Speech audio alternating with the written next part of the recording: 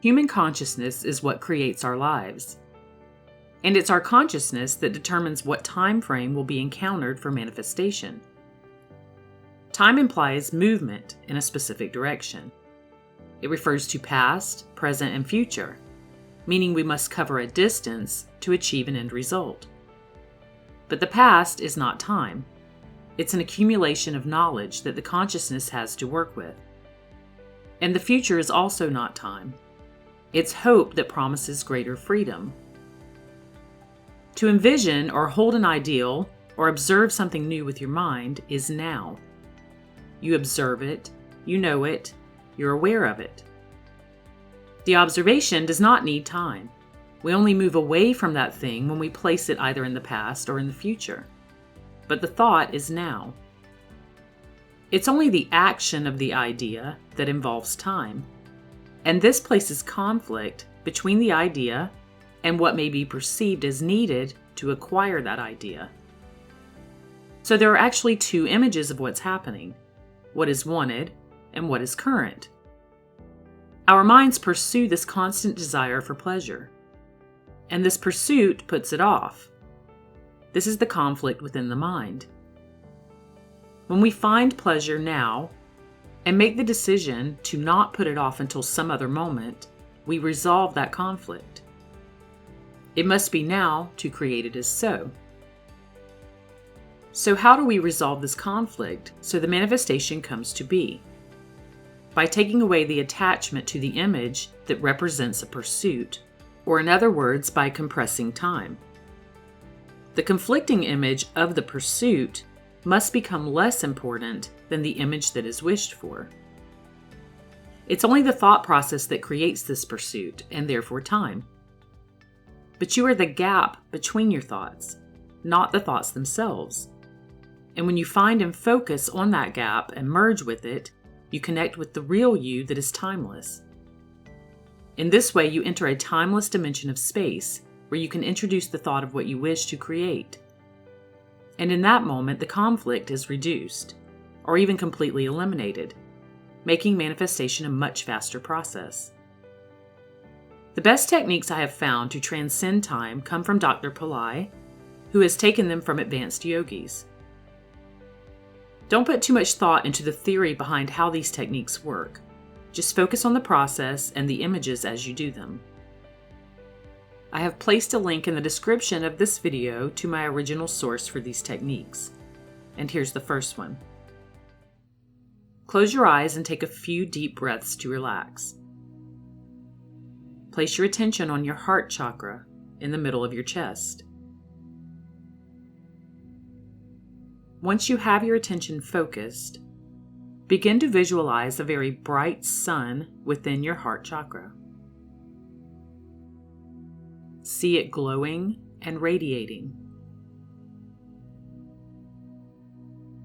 Now, next to that sun, begin to visualize a bright full moon. See also how it glows and radiates. And then visualize this full moon moving closer and closer towards the sun. And watch as they completely merge with one another.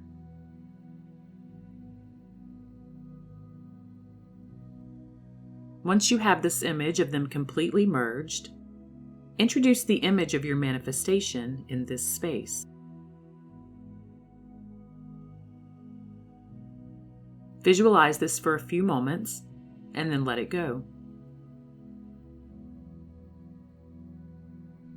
The moon represents your mind and time, and the sun represents infiniteness and timelessness. When you practice this technique, you release the conflict image of time that is attached to the thing you are creating. And I recommend doing this for a few moments each day. The other technique, that's just a bit more advanced, works in the same way. As with the previous technique, close your eyes and take a few deep breaths to relax. And then place your attention on your heart chakra in the middle of your chest. Once you've done this, visualize a small tube of white light going upwards from your heart chakra, moving through your third eye chakra, and up and out of your crown chakra. See this light moving in this way all the way up above the top of your head and out about 12 inches above it. This is the movement of prana, or life-giving force, and it governs the reception of all things. Once you have this image in place, visualize a point just outside your chest where there is another tube of white light. And see that light begin to move in through your nostrils and then down into your heart chakra. This is the movement of apana, which governs the outflow of energy from the body and helps keep the mind free of conflict. Both prana and apana originate at the heart center, but never meet. Keep visualizing each of these points of light flowing in this way. If you keep doing this, you will soon feel a sense of timelessness.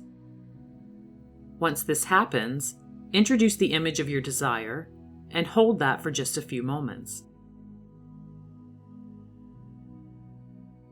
And then let it go.